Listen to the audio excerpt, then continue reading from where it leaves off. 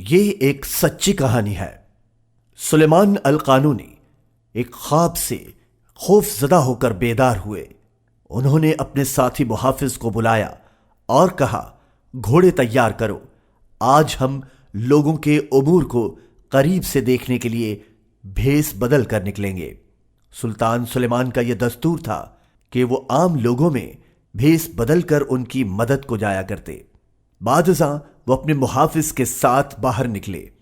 سڑک پر پڑی ایک لاش کے پاس سے گزرتے ہوئے جس کے قریب کوئی نہ آیا تو سلطان نے کچھ لوگوں سے پوچھا، یہ کس کی لاش ہے؟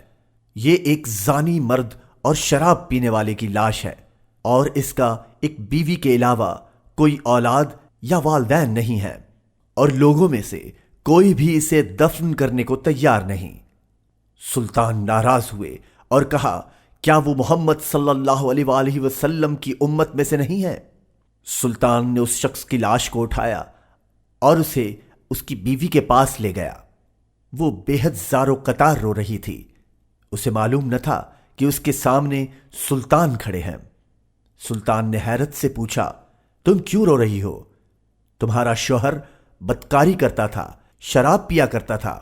اس نے جواب دیا، میرا شوہر خدا کی عبادت کرنے والا پرہیزگار تھا، اور ہماری اولاد نہ تھی، مگر اس کی خواہش تھی کہ ہمارے ہاں اولاد ہو۔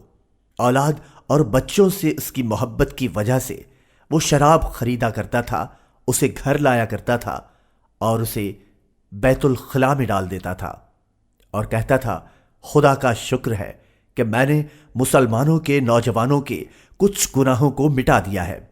اور پھر ان خواتین کے پاس جایا کرتا تھا کہ جو بدکاری کا ارتکاب کرتی تھی، اور وہ انہیں اپنی پورے دن کی اجرت دیتا، بشرط یہ کہ وہ اپنے گھروں کو لوٹ جائیں۔ اور وہ کہتا کہ خدا کا شکر ہے کہ میں نے ان کے کچھ گناہوں اور مسلمانوں کے نوجوانوں کے کچھ گناہوں کو ختم کیا ہے۔ میں اسے کہا کرتی کہ لوگ ظاہری کاموں پر توجہ دیتے ہیں، جب آپ مر جائیں گے تو کوئی آپ کے غسل کو نہ آئے گا یا آپ کو دفن کرنے نہ آئے گا، آپ کے لیے دعا نہ کرے گا۔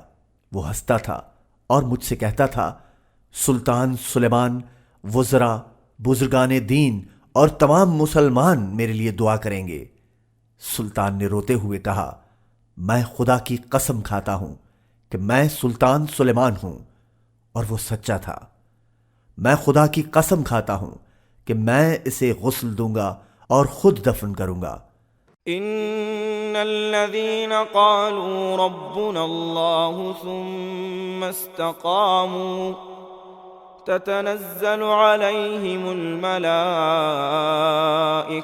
ألا تخافوا ولا تحزنوا وأبشروا بالجنة التي كنتم توعدون نحن أولياؤكم في الحياة الدنيا وفي الآخرة وَلَكُمْ فِيهَا مَا تَشْتَهِي أَنفُسُكُمْ وَلَكُمْ فِيهَا مَا تَدَّعُونَ نُزُلًا مِّنْ غَفُورٍ رَّحِيمٍ۔ اور میں اس کے لیے دعا کرنے کے لیے تمام مسلمانوں کو جمع کروں گا۔ تب سلطان سلیمان القانونی نے حکم دیا کہ پوری رعایا اس کی دعا کے لیے آئے، اور تمام مسلمان مل کر اسے عثمانی سلطان کی قبرستان میں دفن کرنے کے لیے حاضر ہوں، اور در حقیقت وہ سب آئے۔ یہ تاریخ کی سب سے بڑی جنازہ نماز تھی۔ بس لوگوں کے ظہور سے ان کا انصاف نہ کریں، اور اپنے اور خدا کے مابین نیک کام کریں جو صرف خدا جانتا ہے۔